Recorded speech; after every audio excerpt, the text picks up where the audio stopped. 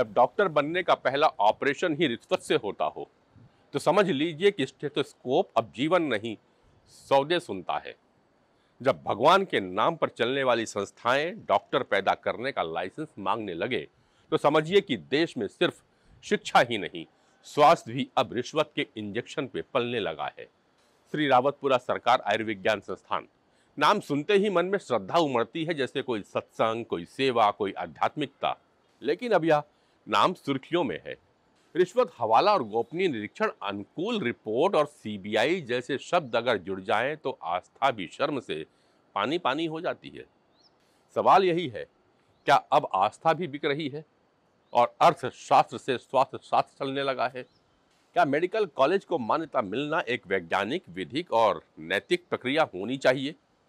लेकिन SRI MSR मामले में जो सामने आया वह न केवल एक संस्थान की पोल खोलता है बल्कि पूरे मेडिकल एजुकेशन सिस्टम के कैंसर का एक्सरे दिखा रहा है। एक कॉलेज जिसकी मान्यता की डील 1.62 करोड़ में पहले ही हो चुकी हो, अब फिर से 55 लाख में सौदा तय हो।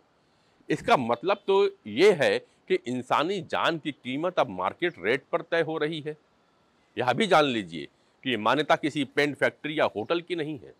ये इंसानी शरीर पर चीड़-फाड़ करने वाले डॉक्टर्स को जन्म देने वाली फैक्ट्री की मान्यता है।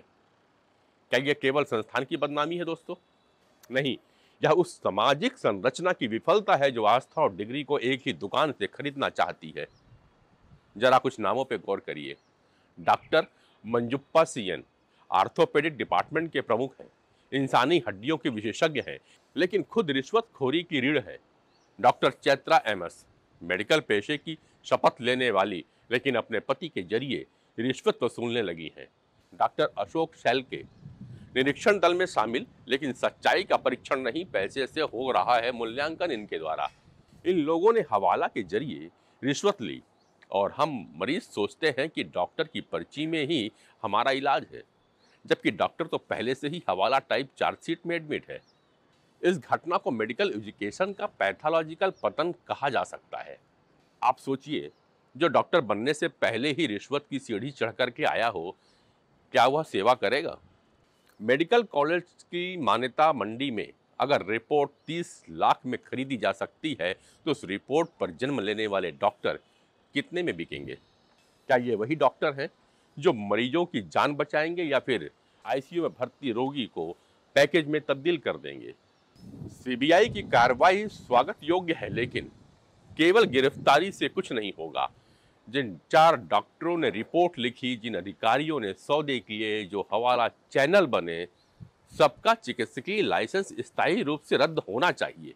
और सबसे जरूरी सवाल, क्या उन छात्रों की डिग्रियों की वैधता पर भी अब विश्वास किया जाएगा जिन्हें इसी रिश्वत प्रेरित मान्यता के आधार पर पढ़ाया गया? यह मामला सिर्फ एक संस्थान या 55 लाख की रिश्वत का नहीं है।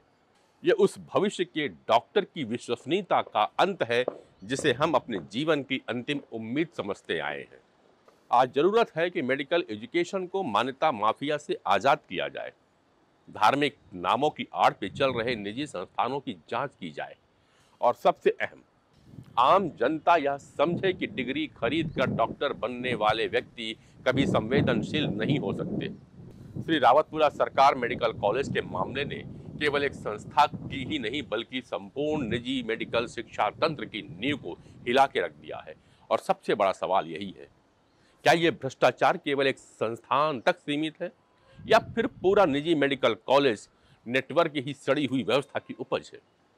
क्यों न सभी निजी मेडिकल कॉलेजों को अब शक के घेरे में रखा जाए। मान्यता की प्रक्रिया में पैसा पहले, निरीक्षण बाद में का चलन हर निजी कॉलेज के साथ शायद अब होने लगा है। खासकर नए कॉलेजों में जो इंफ्रास्ट्रक्चर दिखावे के लिए खड़ा किया जाता है, अस्थायी फैकल्टी, किराए की मशीनें और फर्जी मरीज के भर्ती का खेल होता है।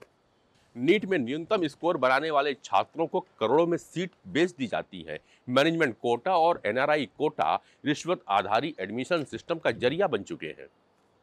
इंस्पेक्शन की सेटिंग होती है और वो माफिया करते हैं, जैसा कि रावतपुरा सरकार केस में आपको दिखाई दिया। निरीक्षण से पहले पूरी टीम की जानकारी, कब आना है, क्या दिखाना है, किसे कितना देना है, हर चीज स्क्रिप्टेड होती है। एनएमसी, डीसीआई, आईएनसी जैसी संस्थाओं में घुसपैठ हो चुकी है।